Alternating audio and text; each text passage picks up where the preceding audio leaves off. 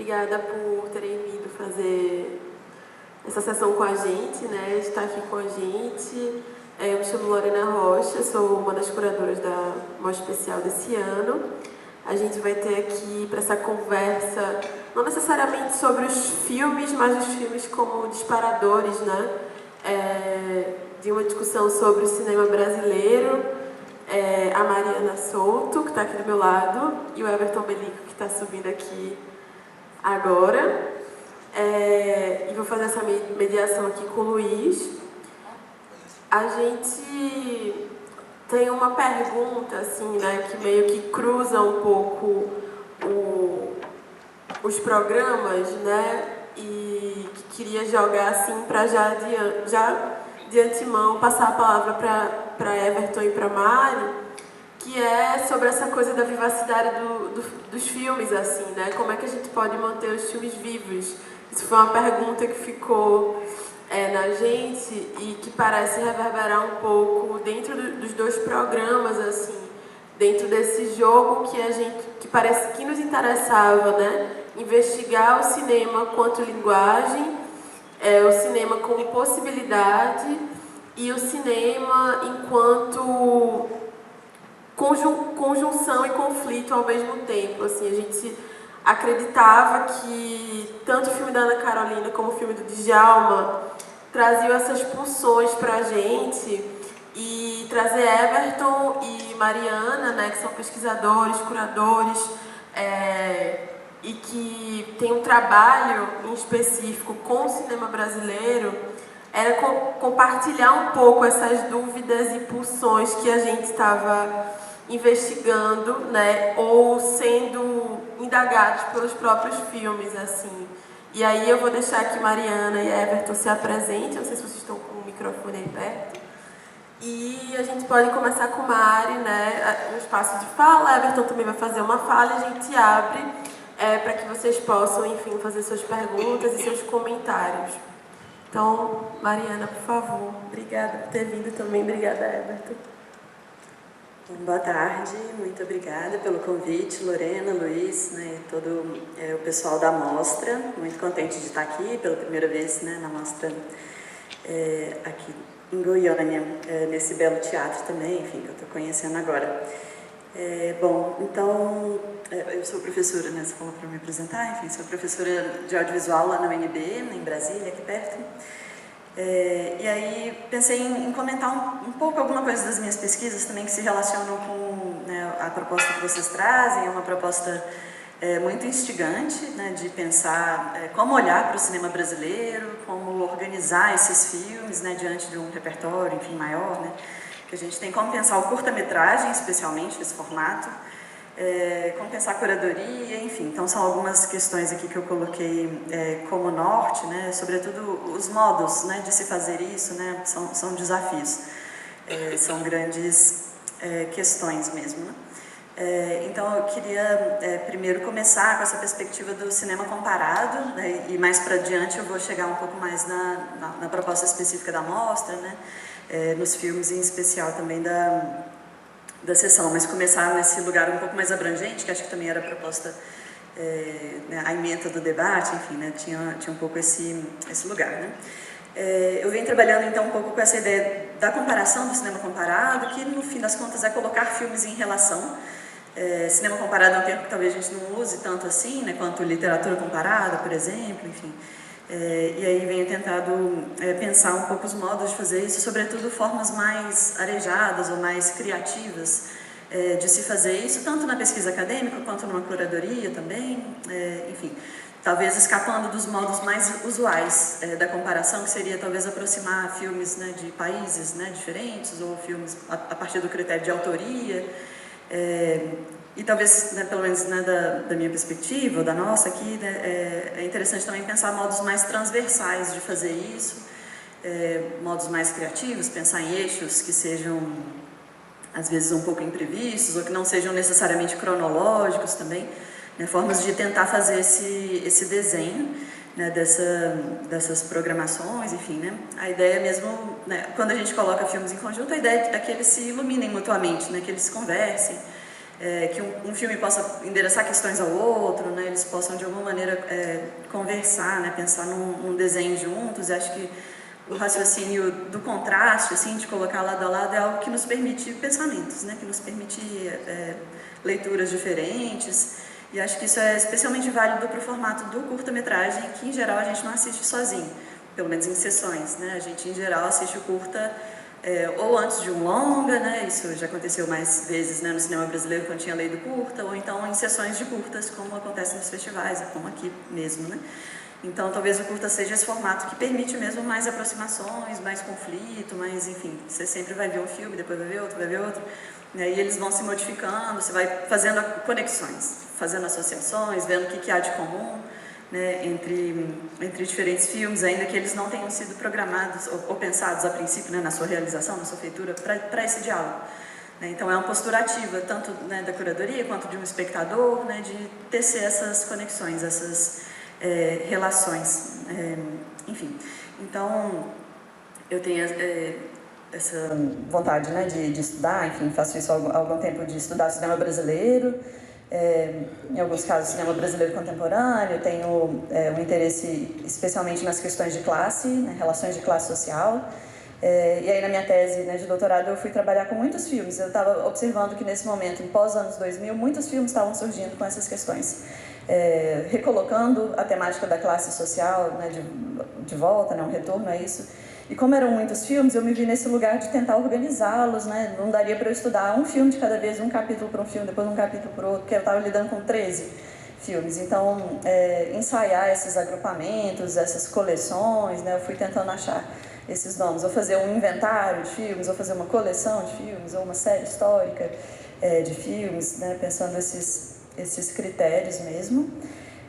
A ideia especialmente da constelação foi uma que me atraiu ao longo desse percurso, assim, pensar a constelação é justamente pensar que a gente pode agrupar esses filmes de formas inusuais ou com liberdade.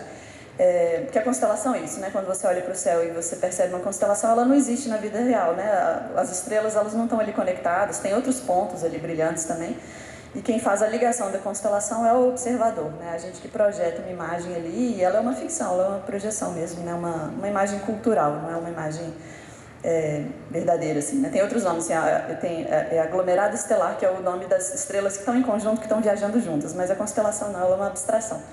E aí quando a gente pensa um programa, numa curadoria, né, imaginando curtas em conjunto, enfim, é esse traçado também, que é muito pessoal, muito subjetivo, que a gente pode ir agrupando. Uma outra coisa que tem me interessado é pensar motivos visuais. Então, trabalhei mais recentemente também com o motivo visual da piscina vazia no cinema brasileiro contemporâneo. E aí são vários filmes, a gente vai pensando, olha mesmo, o cartaz do Som ao Redor é uma piscina vazia, depois tem outro, enfim, tem uma série de filmes que a gente vai juntando. Isso não é por acaso, é um eixo possível agregador de filmes, né? Mas acho que a piscina vazia, por exemplo, é uma imagem que gera a impressão de decadência, né? De ruína, de decadência de classe também, né? De que algo não vai bem, né? Porque, enfim, a piscina não está cheia.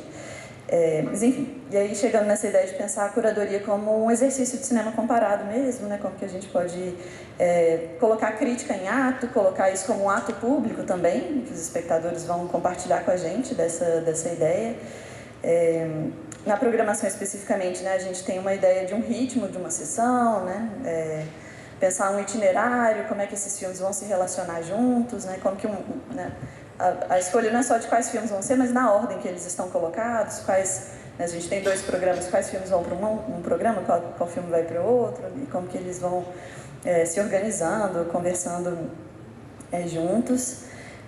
A Rita Vemos, né, que até foi mencionada, ela uma vez falou dessa ideia assim, de que é um itinerário emocional que a gente vai desenhando junto ao espectador, vai manipulando as energias da plateia. Tem filmes que, né, assim, se a gente começa com um filme, né, mais melancólico, mais triste, acaba com um filme mais alegre, ou se a gente quer fazer o contrário, né, como que isso vai se juntando, porque vai se somando, né, uma experiência atrás da outra, né, isso vai se somando, dá pra gente criar uma narrativa mesmo ao redor desses filmes, né, produzindo essas chaves de leitura, enfim. E aí, estou com algumas anotações aqui, só para lembrar o que eu queria trazer, enfim. a curadoria também como esse gesto de oposição ou de resistência, né, de recuperar filmes, de olhar de novo para alguns filmes às vezes esquecidos, né, que é bem a proposta também colocada aqui, né, pensando num menu muito restrito de filmes que às vezes a gente tem nos cinemas de shopping, né, naquilo que já está, que é o lançamento do ano, né, e o trabalho da curadoria de trazer, né, essas outras discussões, filmes que estão apagados, né, de reacender filmes. Isso é um trabalho bem criativo, enfim. E diante do cinema brasileiro especificamente, né, como fazer isso? Né? A gente tem uma historiografia mais ou menos, né, estabelecida, a gente tem alguns cânones, enfim, leituras hegemônicas, e aí como a gente pode talvez trazer contrapropostas também, né, pensar um pouco de modo diferente, especialmente desafiador fazer isso com o cinema contemporâneo. A gente não tem tanto distanciamento histórico, né, assim, é um cenário muito múltiplo que só cresce. Enfim, depois tem outras ideias aqui, mas depois eu posso voltar também quando a gente abrir, mas chegando então na proposta da mostra, né, de Lugar Nenhum, curada pelos meninos Luiz e Lorena. Aliás, é um prazer estar aqui com o Everton também.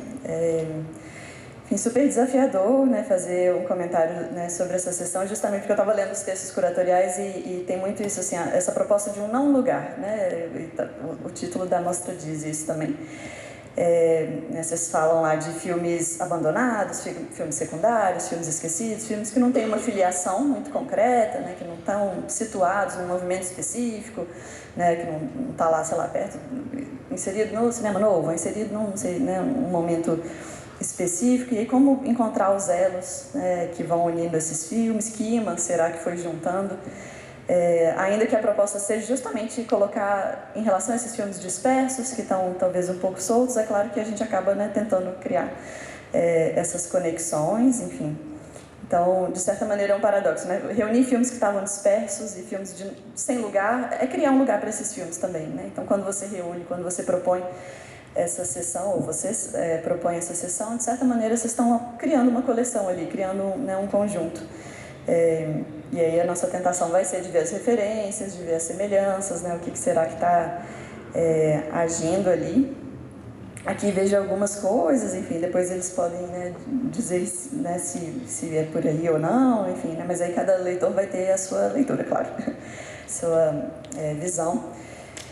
Mas fiquei pensando especialmente nessa relação dos filmes dessa sessão com a imagem, né? Pensando a imagem, como eles têm, vários deles têm dispositivos revelados, a gente vê câmeras, vê microfones aparecendo, até chegar nesse último filme, que é claramente, né, sobre o cinema, e a gente sentado aí na plateia, né, se vê diante de um espelho, né, a espectadora, e a gente está vendo a espectadora assistir outro filme. Mas isso pensado para a imagem de modo geral, também a imagem do computador, né, a imagem das janelas de computador que vão se abrindo, né, daquela construção lá do Odilon Lopes super caleidoscópica, né, aquela psicodelia que ele vai criando ali nas imagens da internet. Enfim, né, e tem uma coisa de uma defesa também, né, de um cinema brasileiro muito peculiar, muito específico também, um cinema independente, né, muito afirmado esse cinema independente, essa linguagem às vezes artesanal, né, caseira, né, que se expõe mesmo assim, seja digital, seja em outros formatos também, no VHS. Enfim, tem outras, né, possibilidades de leitura também, da performance, né, desses corpos. A presença muito forte desses corpos. A coisa do cinema também aparece no trabalho Não Abrece o Homem, né? Ela também está ali trabalhando com a projeção, a gente também vê uma sala de cinema, e aí não por acaso, né, a sessão chama também a sala, né? Então, enfim, em oposição a outra que chama a rua. Enfim, e aí queria só destacar por último, aqui já me encaminhando para o final, mas depois a gente pode retomar alguns pontos, do Anatomia do Espectador, esse filme da Ana Carolina. Ao final, assim, eu estava pesquisando sobre ele na internet e aí vi um comentário de uma pessoa que falava: tem coisas que não mudam mesmo, o desprestígio ao cinema brasileiro, o assédio nas ruas e a carteirinha falsa de meia entrada. Então, como, né, enfim, um filme é de 70 e quantos, enfim, 79, e tem essa atualidade, assim, né, ele é híbrido, né, meio encenação, meio documental, e isso é muito forte no cinema contemporâneo hoje também, nessas linguagens. Então, tem essa sensação de um filme sketch, mas não é exatamente, né? Uma atriz ali performando. tem algo ali do Crônica de um Verão, né, do Jean Rouch, essa coisa de interpelar as pessoas ali na rua, né, para ouvir delas, né, o que elas acham, como que elas sentem, como é que elas veem o mundo, enfim, muito contemporâneo nesse sentido. E aí a personagem, né, parece que o fim da sessão, né, amarra essa ideia mesmo do dispositivo, do cinema, das imagens, né, da gente lidando com essas imagens todas. A gente vai ouvindo pelo áudio o que ela está assistindo, os filmes vão se passando juntos, e a gente vai vendo a reação dela. Aí tem, né, filmes muito diversos, tem os brasileiros, os internacionais, né, o Cantando na Chuva, As Chanchadas, O Grande Otelo, tá lá.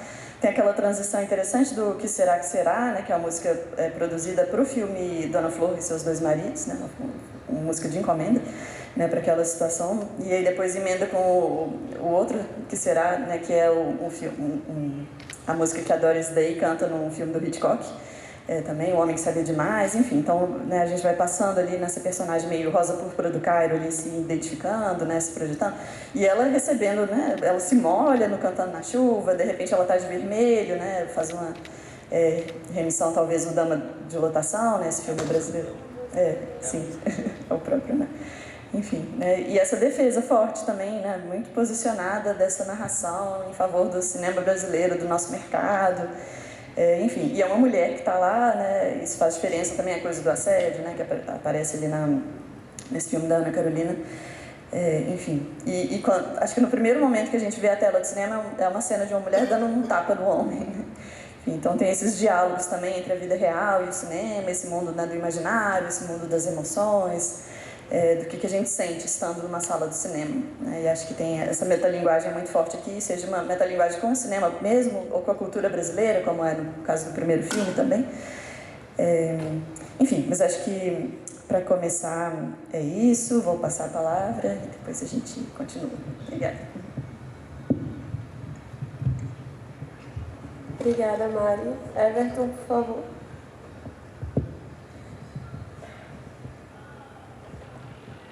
Bom, muito obrigado, antes de mais nada, muito obrigado a Lorena e Luiz pelo convite, e é um prazer poder assistir dois programas tão interessantes, tão instigantes, tão prazerosos, e agradecer obviamente o pessoal aqui do Goiânia Mostra Curtas. Está sendo um prazer estar aqui, e está sendo um prazer ver tanta gente interessada em ver filmes, e é sempre um prazer escutar a Mari, sempre muito bom.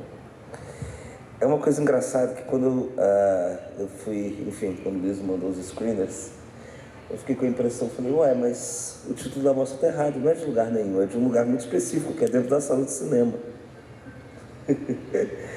Então tem um lugar que me pareceu bem específico, né, que ronda uma certa miragem que atravessa o conjunto dos filmes que estão tanto no programa de hoje quanto no programa de amanhã. Inclusive faço o convite a todos e a todas aqui, assistam o programa de amanhã, que tem vários filmes extremamente interessantes,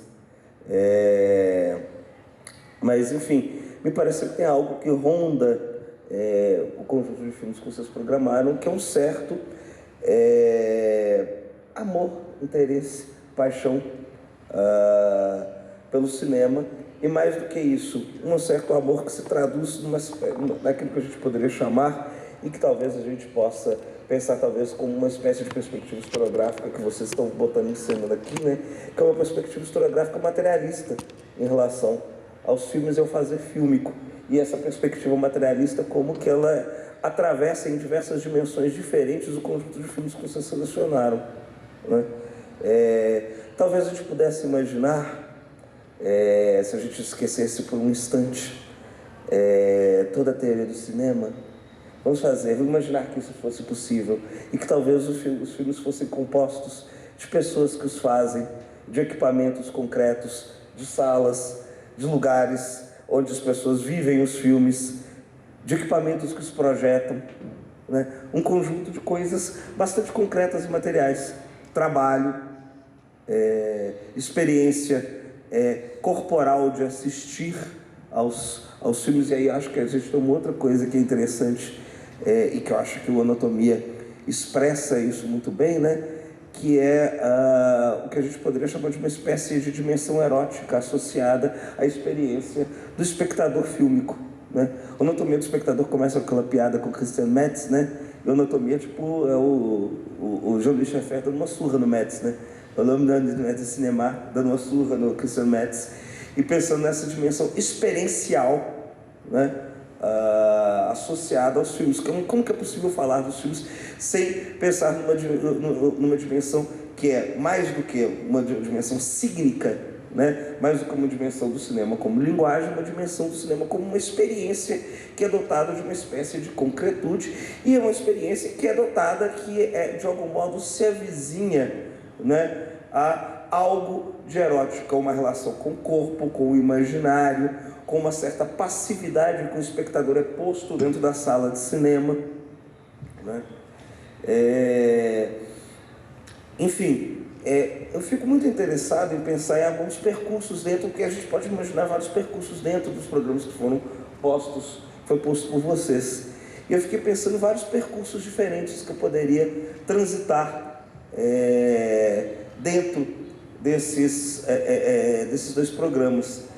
E um percurso que me interessou muito especialmente foi imaginar como que essa dimensão desta concretude, né, essa dimensão materialista posta em cena em relação ao cinema, concerne a uma relação que esses filmes estabelecem com a ideia de arquivo, ou com diversas ideias possíveis de arquivo, né? De certo modo, o próprio programa de vocês já é um arquivo, né? É uma espécie, né, de arquivo posto em cena e de uma espécie de arquivo real sendo construído e projetado, né? E que, de certa forma, como que isso é miniaturizado, né, dentro de percursos possíveis dentro desses dois programas, né? A gente pode pensar, por exemplo, no Abá, que é um filme que me interessa muito especialmente, né? E o Abá, ele é uma espécie de um arquivo infinito de um filme que ele é um corte parcial de algo que, na verdade, é um filme possivelmente eternamente inacabado, porque ele é uma tarefa impossível, que é o Ori, né? O Ori é uma tarefa impossível. Quem não assistiu Ori, recomendo, assistam, recomendo muito vivamente. Ele está disponível na plataforma do canal Culto na Tamanduá. O Ori, assistam, por favor. O Ori é uma espécie de tarefa impossível, né? Uma tarefa de uma espécie de épico da diáspora atlântica, né? E o Ori, então, é uma espécie de corte parcial neste arquivo, para fazer uma analogia lá, né, com o conto do Borges citado pelo Foucault no Palavras das Coisas, nessa enciclopédia chinesa, né, das diversas manifestações societárias, culturais, espirituais da diáspora afroatlântica, né? Então é um arquivo impossível, né? É um arquivo impossível porque é um arquivo votado ao inacabamento. E talvez nesse sentido, né, a metáfora da Beatriz Nascimento, que pontua, né, o Ori, do vaso que se quebra com a diáspora e cujos pedaços estão sendo permanentemente reconstruídos, mas cuja forma original nunca mais será alcançada, o que não impede que a tarefa perpétua da reconstrução continue, seja talvez a melhor explicação possível para o Ori, e que de algum modo seja uma explicação possível para vários arquivos postos em cena, né? Em alguns dos filmes que estão presentes aqui. Acho que eu já estou falando pra caramba, mas eu fico pensando, por exemplo, no filme do Sérgio Silva, né? A Terra Continua Azul Quando Eu Saio do Trabalho, que é um filme tanto da fantasmagoria da destruição dos arquivos, da impossibilidade de arquivar, da impossibilidade de construir a memória de um cinema que é votado à impossibilidade, que é votado à destruição como o cinema brasileiro, né? Então é um filme também de um arquivo impossível, né? No entanto, essa impossibilidade do arquivo constitui, né, a possibilidade de um arquivo como ficção, né? O arquivo ali é ficção, o arquivo é invenção. O arquivo é invenção por quê? Porque a gente está sempre lidando com os restos de um cinema que é permanentemente destruído, que é votado à impossibilidade. Isso aqui eu estou citando em cifra, né, o belíssimo texto de Rogério sobre Mulher de Todos, né, que ele fala: o cinema brasileiro é um barato porque ele é impossível. Outro arquivo possível, outro arquivo, né, que diz respeito a esse presente, né, que nós estamos assistindo aqui, é o filme de Odilon, né, e que, enfim, que é um negócio absurdo, né, que nós assistimos hoje, né. Eu fico muito espantado com aquele filme, como que diferentes coisas que a gente aprendeu a ver separados, estão juntos ali, né? Uma certa manipulação de imagem muito característica, né? De um certo experimento videográfico da virada dos 80 para os 90, que está misturado ali com arquivo pessoal, que está misturado ali com uma espécie de registro, né? De um fazer impossível, novamente votada a impossibilidade, né? Então, em que medida esse experimento, ele de algum modo é também uma espécie, né, de conjunto de arquivos de um cinema impossível, de um cinema de uma trajetória abortada, né? O próprio Anatomia do Espectador, né, a gente está vendo um exercício arquivístico, né? Um arquivo de uma memória que é simultaneamente política, erótica, pessoal, né? Do cinema. Inclusive, é muito engraçado, né, que tem essa tematização, né, do assédio, né, presente na Anatomia do Espectador, e que eu acho que é uma cifra importante da relação muito ambígua que o filme cultiva com o cinema erótico brasileiro dos anos 70, né? O cinema erótico é citado ali, mas é citado em sua chave nobre, né? É o cinema erótico da Embrafilme, né? É o Dama do Lotação, é Dona Flor e seus dois maridos, é o cinema erótico da Embrafilme, né? A ameaça do cinema estrangeiro, ela é apontada, né, pela presença do cartaz da comédia erótica que está presente no cinema, né?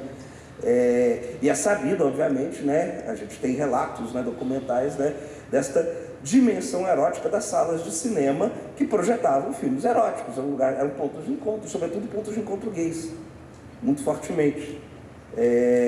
Então, a gente tem uma cifra ali, eu acho, da relação muito ambígua que o filme cultiva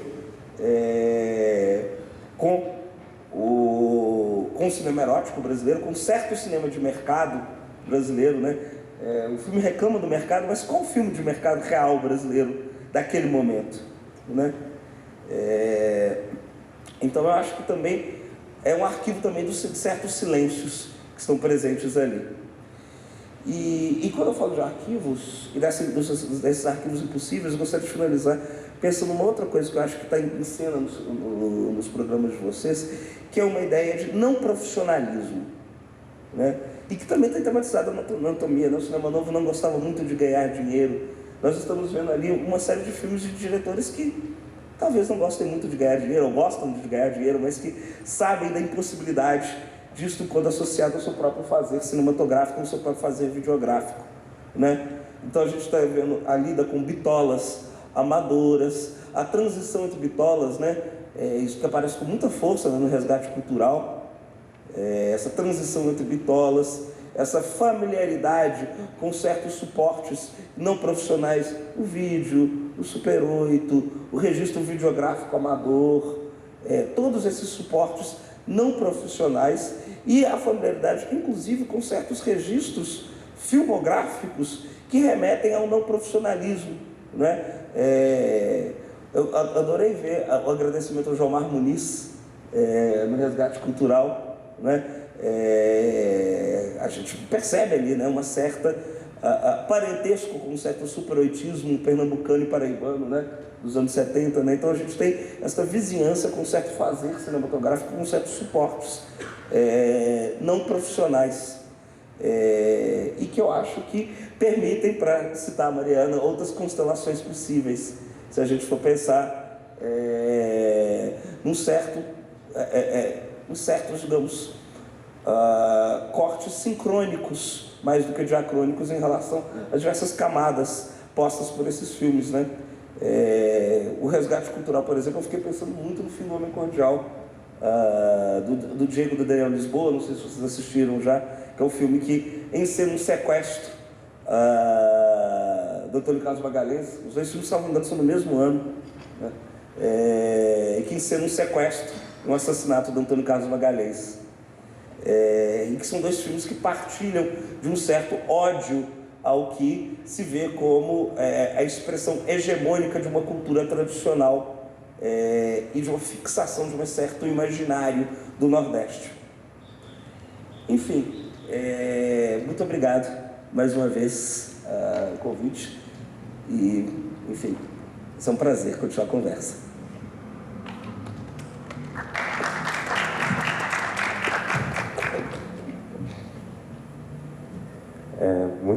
muito massa, assim, ouvir vocês. O ponto é, a gente está, de alguma maneira, levando alguma... Vamos lá, a gente está vivendo aqui nessa experiência pública conjunta, em torno de alguma coisa... não sei, pensar assim, alguma coisa que parece ter alguma faísca, enfim. O ponto é, ouvindo vocês, assim, eu necessariamente precisei escrever algumas perguntas que pareciam ser perguntas que a gente gostaria de dizer nessa sala. E eu simplesmente vou fazer, assim, para a gente continuar. Por exemplo, você fala, Mari, né, começando, você já falou ali que é como se a gente estivesse lidando com filmes sem filiação, talvez. Você usou essa expressão. Algo que a gente pensa também, né, de algum modo, o pensamento passa por isso.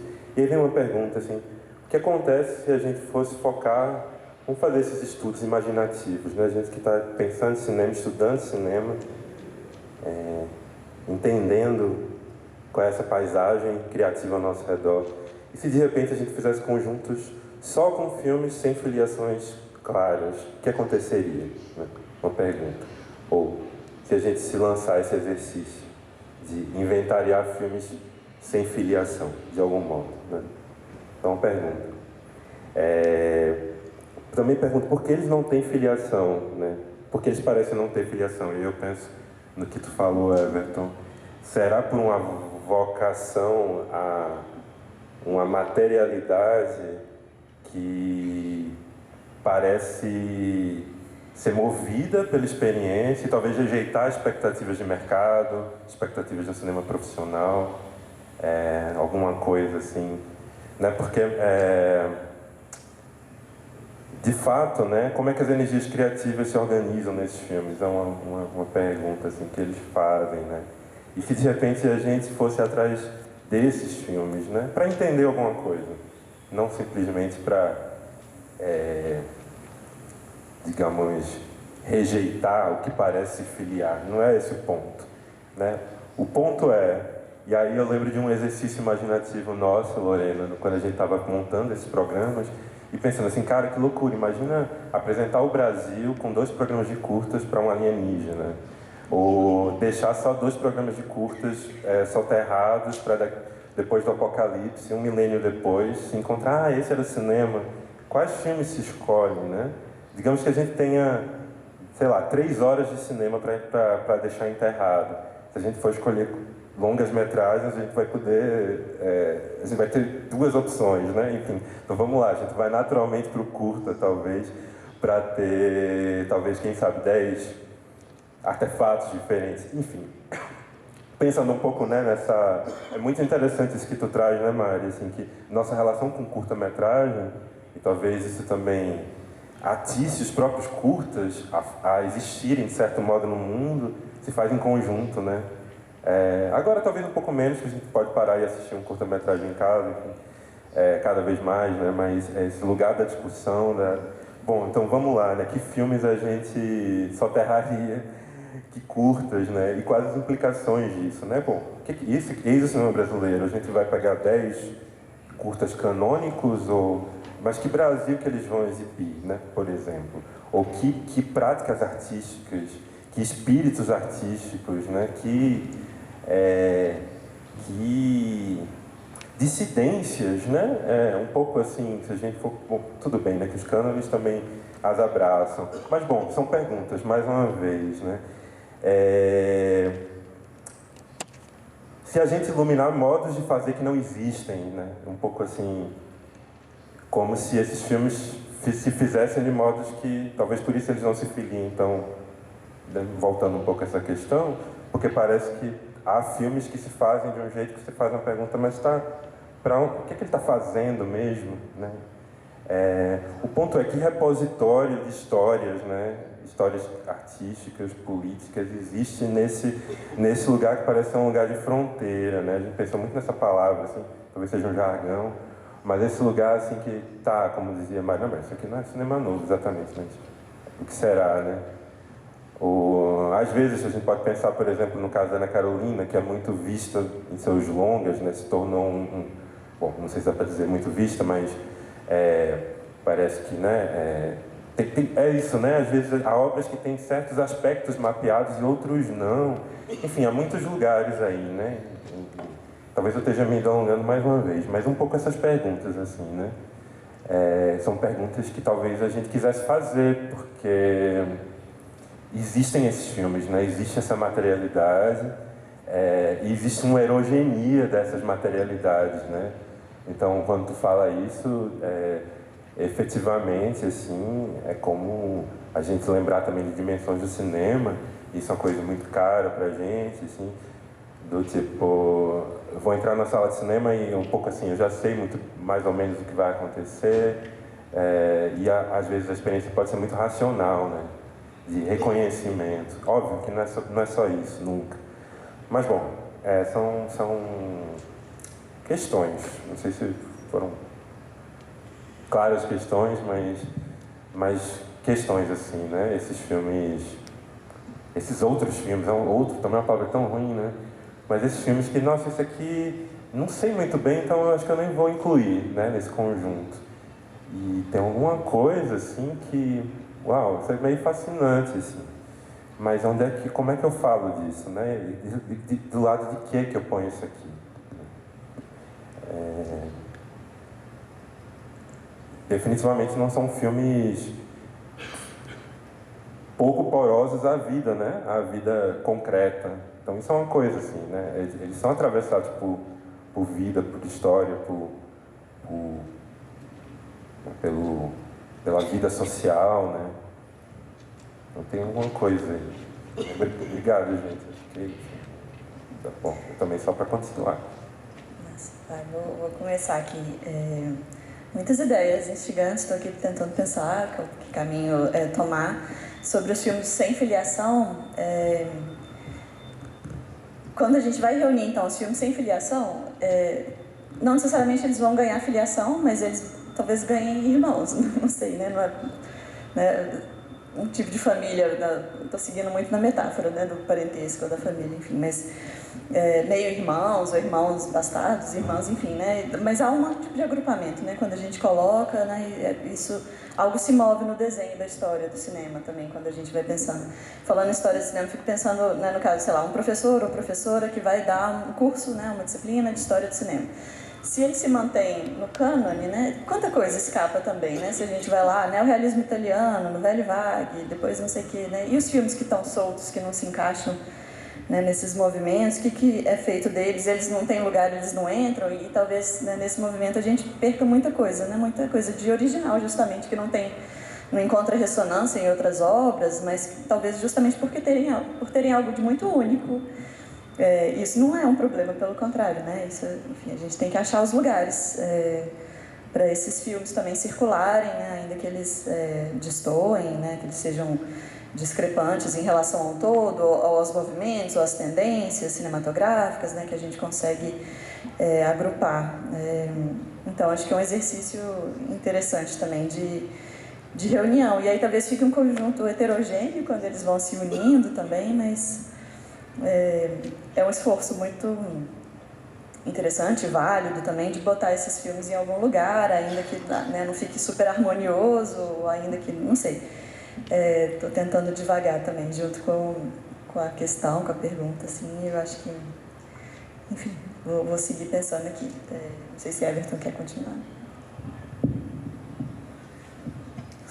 Enfim, muito interessante escutar vocês. E, enfim, eu fico, em certa medida, pensando em que medida que a palavra canônico e curta-metragem podem caber na mesma frase. Porque, eventualmente, talvez não caibam na mesma frase, né? E, nesse sentido, né, a história, né, daquilo que foi feito em metragem curta ou média no Brasil ainda continua especialmente mal contada, né? A Mari mencionou a lei do curta, né? A lei do curta facultou experimentos extremamente interessantes, né? Da qual a gente ainda tem muito pouca informação empírica, né?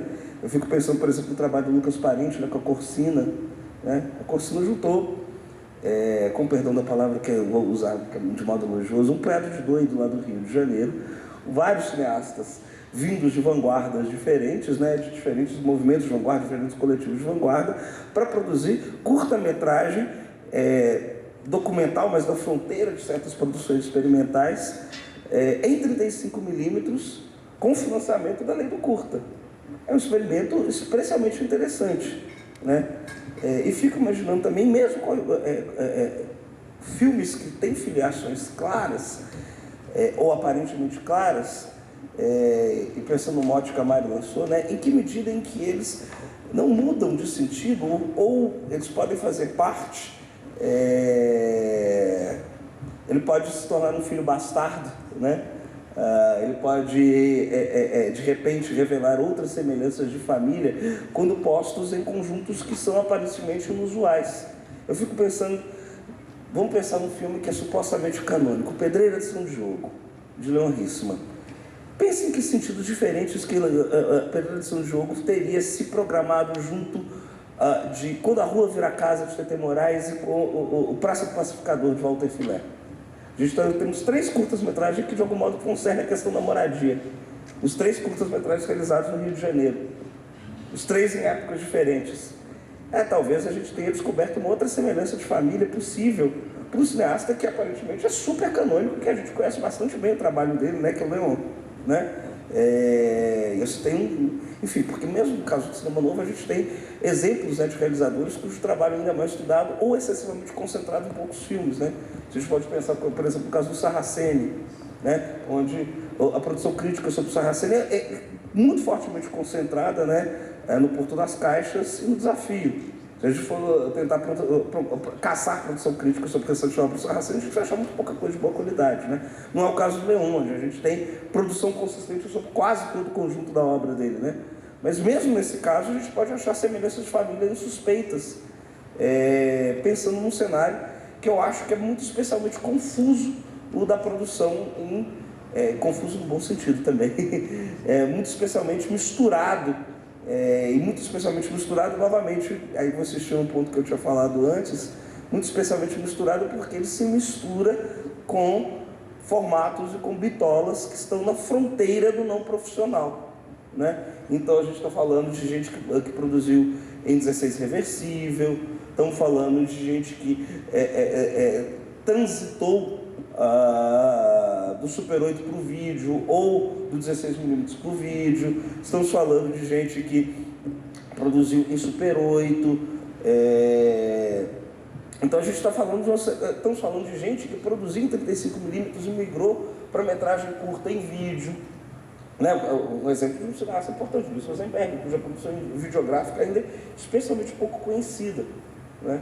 Então, acho que algo que dá complexidade ainda para esse cenário é o fato de que a gente tem um volume grande de produção associado a formatos e a bitolas, a suportes que estão na vizinhança do não profissional.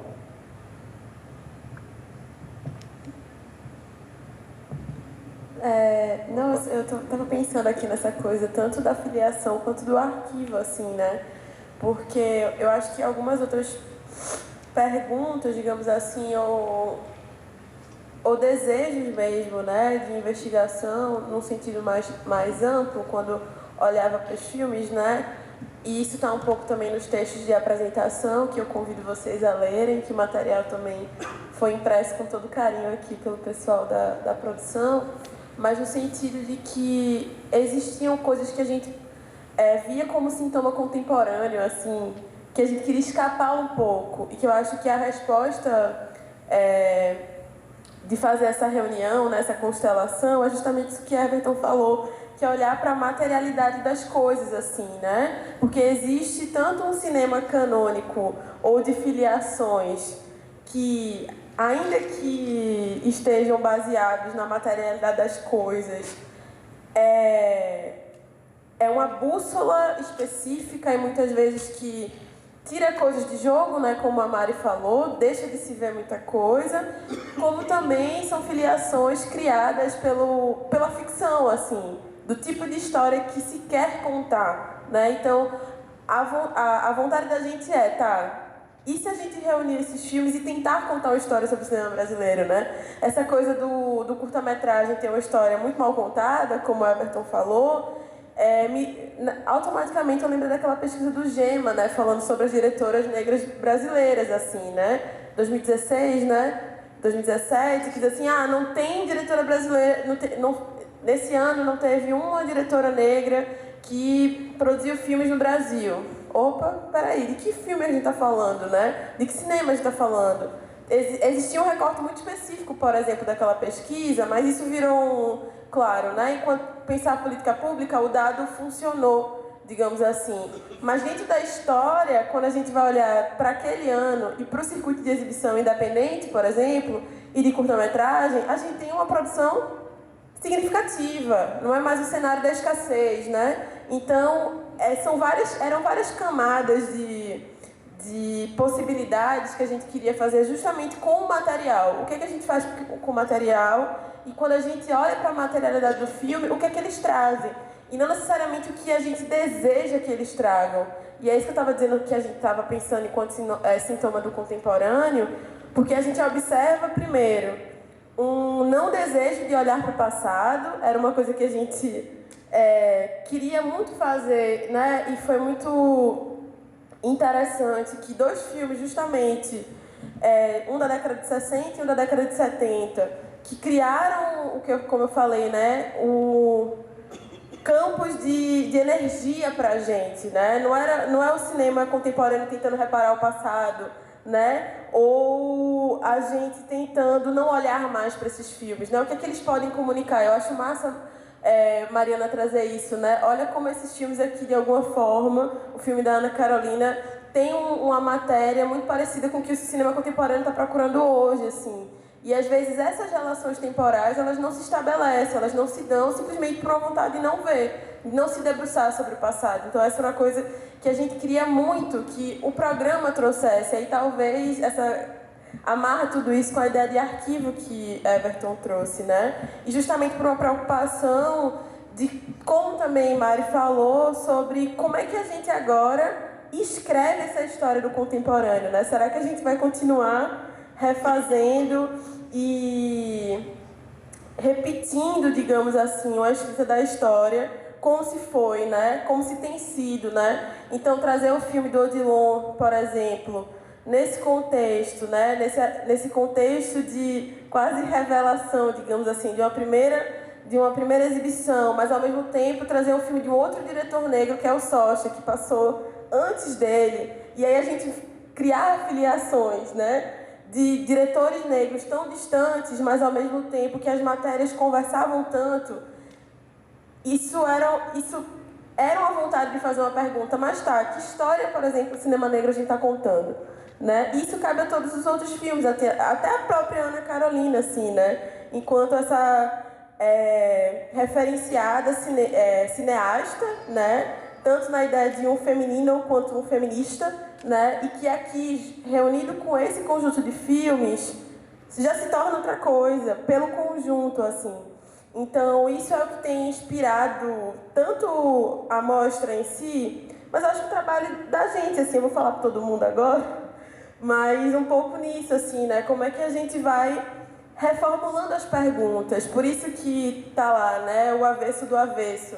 É botar a pergunta em questão, assim. Porque parece que hoje a gente está indo para os filmes de maneira tão assertiva, né? A gente sabe tudo, a gente se encontra todas as respostas e, na verdade, a gente tem que se abrir as perguntas, assim. Eu acho que é muito o desejo e tudo que foi falado até agora, assim, eu acho que é sempre colocando em suspensão da dúvida, sabe? Apesar dos nossos desejos muito expressos em relação ao que a gente está vendo. Não sei se eu pontuaria alguma coisa em relação a isso que tu traz, e a gente pode, não sei se alguém quer já participar, mas é só pontuar, tu falava, Everton, nesse horizonte da não profissionalização, né, mas no momento que a gente está aqui junto fazendo essas perguntas, talvez, assim, 20 anos à frente de uma espécie de proto-mercado de curta-metragem que surge no Brasil, né? Num momento particularmente recente de expansão de plataformas, você tem uma chegada muito marcante das plataformas internacionais do Brasil. Existe uma espécie de variação, de caminho do mercado audiovisual no Brasil, que põe perguntas também, perguntas para todos os formatos, inclusive para o de curtas, né? Então, quando a gente fala em canônico, na verdade, eu acho que, Lorena... Eu acho que a gente está voltando, na verdade, a essas outras palavras, né? Um pouco pensando nas filiações que não são necessariamente de autoria, mas nas vogas, né? Enfim, no cumprimento das respostas, né? Os filmes que talvez para circularem precisam... É um dilema criativo, né? Eu tenho conversado com alguns realizadores, assim, eu sei que é um dilema cada vez maior, né? Que tipo de negociação se faz entre um desejo de criação, uma vontade de participar da indústria, né? Que ela pode efetivamente existir de maneiras diferentes, mas também essa concessão às formas industriais que afeta diretamente e indiretamente a curta-metragem, né? Se a gente pensar aqui há questões que afetam de maneira indireta, as questões da cultura contemporânea, enfim. Então, um pouco isso, assim, só talvez lembrar desse momento, né? E que ao mesmo tempo a gente tem cada vez mais acesso a arquivos, né? Cada vez mais coisa que está restaurada, cada vez mais plataforma para se ver as coisas. Então há uma possibilidade de ver, né? De conhecer, de lembrar que o YouTube é a cinemateca clandestina do cinema brasileiro, por exemplo, né? Com todos os hits de Canal Brasil. Já há um tempo, isso pode formar muita gente, mesmo que em cópias horrorosas. Né? Muito VHS, né? Muito VHS ripado que apareceu lá pelo YouTube. E a gente está lidando com isso, né? Tanto criativamente quanto... quer dizer, a gente está na fronteira de lidar com isso, digamos assim, né? Então, sim, gente. Vamos lá, trocar ideias. Assim. Só para avisar que a gente tem mais 20, 25 minutos de conversa, aí a gente pode fazer uma rodada de perguntas, se alguém tiver algum comentário, fiquem à vontade. E logo na sequência a gente tem um happy hour.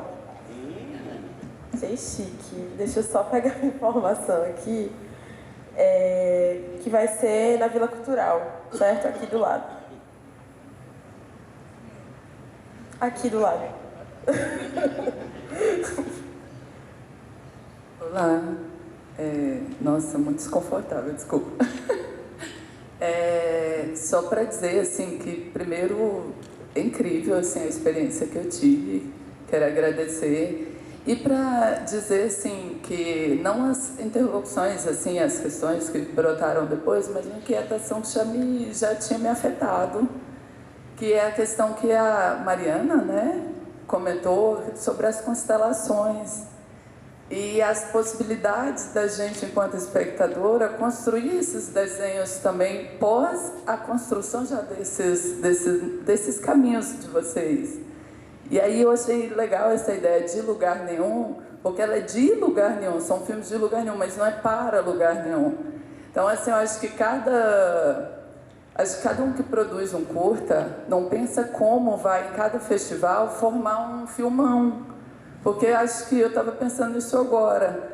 O seu curta é inserido em uma exibição completa, nesse desenho feito pela curadoria, ele vira um filmão junto com outros, assim. E aí ele dialogando ou não, ele está em cache enquanto um filmão. E esse filmão de vocês teve um desenho que eu acho que, assim, que eu quero deixar assim, marcado, que para mim foi mágico. Foi essa inversão dos lugares, sabe? Enquanto há várias seleções de filmes onde a técnica, os artefatos estão invertidos, ao invés de estar atrás da lente, está na frente. A equipe se torna elenco, a gente se torna roteirista criando esse desenho. Quem é diretor aí? Quem é...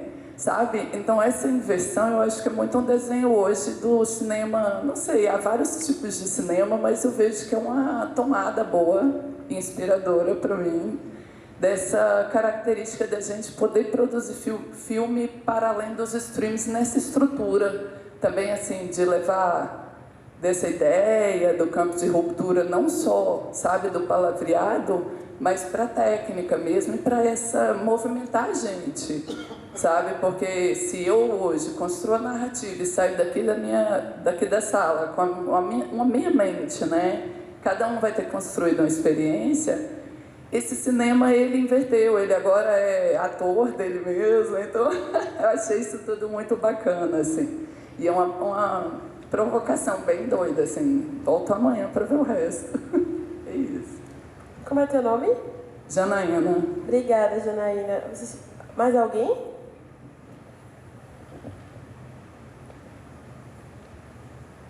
A gente pode seguir, então, se vocês quiserem comentar. E vamos, inclusive, seguir falando amanhã mesmo, sem ter o debate, depois da mostra.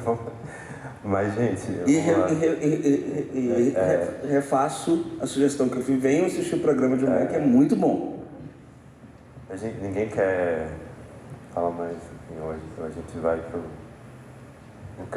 Posso comentar alguma coisa que Janaína falou, né, da constelação que o próprio espectador vai criando, né? Isso é muito interessante, né? Quando a curadoria pensa, né, uma constelação própria, coloca filmes desconexos, dispersos no mundo em relação, faz a conexão, traça as linhas entre um e outro. E aí o espectador também, né, abre uma outra constelação, né, dos filmes que esse filme que você está vendo agora te remeteu, no que ele te fez pensar, né? E aí vão se abrindo muitas ramificações, né, dentro dessa grande rede de história né, das imagens, né, desse repertório maior. Enfim, as imagens elas vão se conectando a outras imagens, parece que elas têm essa vocação, né? Enfim, a gente, né, depois de assistir, sobretudo, né, depois, enfim, nos hábitos de cinefilia, a gente vai somando, né, essas experiências, elas vão ficando retidas na nossa memória, e aí depois de 5 anos você vê um filme que te lembrou esse, né, e ele se conecta, se funde ali, né, naquela imagem. Porque também acontece um processo de montagem, né? Dentro, você está fazendo essa conexão entre o diretor e o elenco, né? E quem que é quem. Mas um filme tem uma montagem, né? Então você junta, né, a imagem A com a imagem B, você gera o sentido C, né? Enfim, o plano A, o plano B, e isso junto, né, esses sentidos concatenados, justapostos, vão produzindo novas ideias. E uma coisa semelhante acontece também numa sessão de curtas, né? Um curta A com curta B, com curta C, com curta D, eles formam um desenho, eles formam uma unidade, cada um tem a sua existência independente, mas eles vão, né, aquele mesmo curta B, por exemplo, né, em outra sessão ele vai fazer outras conexões, outros aspectos dele vão ser revelados. Pode ser, por exemplo, a questão da moradia, se ele está junto com outros, né, outros filmes que falam disso, mas se ele está junto com outros filmes que falam, né, sei lá, de outra questão, dos filmes em preto e branco, enfim, vou chutar. Só para ver outros tipos de conexão, né, que os filmes, essa união vai destacando, né, a cada união a gente destaca um elemento específico, outros ficam mais adormecidos, aí quando você junta com o outro, né, aquilo que estava adormecido passa à frente, né, e aí um debate sobre aquela sessão específica vai para outro lado por causa daquele conjunto específico. Acho que era isso que eu queria acrescentar. Ô Mari, Janaína, fiquei pensando, né, com essas falas, lembrei daquela hipótese do Fernand Deligny, que é um educador, filósofo, trabalho super bonito, que diz que essa hipótese de que os filmes fazem parte do reino animal, né, um pouco talvez façam parte do reino animal, né, ou poderiam fazer parte do reino animal, um pouco tem a ver com isso tudo, né, essa materialidade e a experiência de encontro, essa materialidade em movimento, né, a gente já vai lá estou lembrando agora de Ana Carolina lendo Teoria do Cinema no começo do filme, mas fico só dizendo isso porque é alguma coisa que talvez até um relato assim das nossas experiências, Lorena, né, que a gente tem conversado muito, assim, um pouco de e cada vez descobrindo mais relações quando vai vendo os filmes em sala. Então é como se, não sei, pensando em maneiras de pensar filmes juntos, né, tem uma coisa que eu não gente, eu nem sei o que eu estou dizendo aqui, mas é um pouco isso, assim, de ser levado, de ser afetado, né.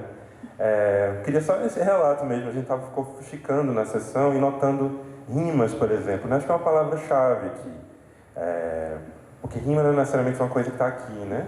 Mas às vezes a gente percebe, né? A gente, opa, cara, então, né, esses arcos de emoção, como tu falava, Mari, né? Lembrando também Rita, mas que está muito no teu trabalho, né? Pensar enfim, né? Um exercício comparado, assim. O que é que eu dizia mesmo? Bom, é isso, né? Os arcos de emoção, eles passam por lugares que tá no campo, assim, da poesia, vamos lá, né? Essa palavra mesmo, assim, né? Como os filmes eles podem se colocar desse modo. E vamos lembrar que é uma arte que se faz em muitas dimensões, né? Na materialidade, assim. A gente estava falando do filme de Odilon, esse, né, em VHS, exibido numa tela grande, e um pouco essa sensação de estar em conexão com essa vibração de som de VHS. São coisas assim, né, que sei lá, que você vai notando. Às vezes um filme está passando muito alto, isso te incomoda, né? Essa coisa da materialidade mesmo, né? O filme, assim, é um negócio que, bom, tô ao básico da teoria do cinema de novo, das teorias, mas essa coisa mesmo, né, de um corpo que está presente e sei lá, fica nessa instiga que talvez a gente abra mais uma vez, assim, essa instiga de se afetar, de abordar os filmes nesse lugar, de se deixar tocar nesse lugar. E obviamente eles vão nos dizer coisas, e nos levar a lugares também, né? E isso os faz também, né? Isso é importante. E é importante porque está ali, né? Porque, enfim, bom, blá blá. Não sei, gente, vocês...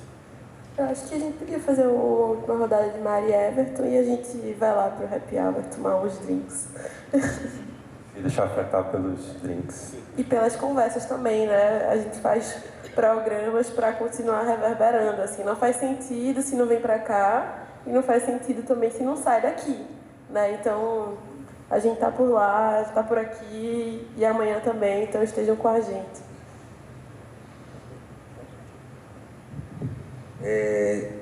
Eu lembrei de um ponto enquanto a gente conversava que acho que liga duas coisas que estão interessantes no programa de vocês, que eu mencionei, né, de uma certa, enfim, de uma dimensão erótica, né, da espectatorialidade, trava-línguas, da condição especular, né, da sala de cinema, né, que não, enfim, não é nenhuma novidade, isso é um negócio que já foi teorizado, elaborado, né, dessa dimensão erógena e autoerótica presente, né, nessa condição especular posta do espectador, né? E são filmes muito corpóreos, né, muito físicos que a gente assistiu aqui, né? E pensando em outra coisa que eu havia mencionado, né, dessa familiaridade com o amador, né? Talvez um dos limiares, um dos maiores limiares entre o amador e o profissional no cinema seja desde sempre a produção erótica, né? Que está desde sempre no limite entre o profissional e o amador. Que é alguma coisa entre aspas, pura materialidade, né? Experiência física e alguma outra coisa que tem a ver com contar história, com tal, né? Eu estava só fazendo mais uma conexão entre os dois últimos filmes do programa, O Trabalho Não Merece o Homem e o Anatomia do Espectador, e como eles juntos também fazem a gente pensar mais nas questões de gênero também, né? Porque é uma menina trabalhadora, né? E tem essa tensão com o título, né? O Trabalho Não Merece o Homem, então tem duas tensões, né? O primeiro que a gente assiste não tem nada de nobre, e não é um homem, né? É uma mulher, né? É uma menina que trabalha lá, e aí a sinopse do filme, inclusive, eles mandam, ela trabalha. Tem essa hierarquia, né? Essa discrepância dessa menina que está ali submetida, né? E vai passeando por várias profissões, e isso vai encontrar eco no filme posterior, né? O filme da Ana Carolina, que também vai colocar, né, essa mulher protagonista, enfim, né? Então, talvez se a gente visse só um filme desse sozinho, né? Talvez a gente não pensasse tanto sobre essas coisas quanto quando eles estão juntos, né? E um filme parece que empurra o outro, né? Também, enfim, no bom sentido, né? Mas eles produzem essas conexões, enfim, né? Essa coisa do curta-metragem que acho que é tão rico, né? Pra gente pensar em conexões mesmo. E, aliás, aproveitando, já falando de materialidade, para agradecer e pontuar a super boa projeção do Goiânia Mostra Curtas, e já que, enfim, né, a gente estava vendo aqui filmes de procedências diferentes, materialidades diferentes, e se repetiu o que a gente tem visto nas outras sessões, som, imagem, né, que permite a gente ter essa relação com os filmes, afinal, né, tudo só uma máquina e uma sala, né, e um monte de gente junto. Que é uma mulher que projeta. E a Jaque, que é incrível. Valeu, gente.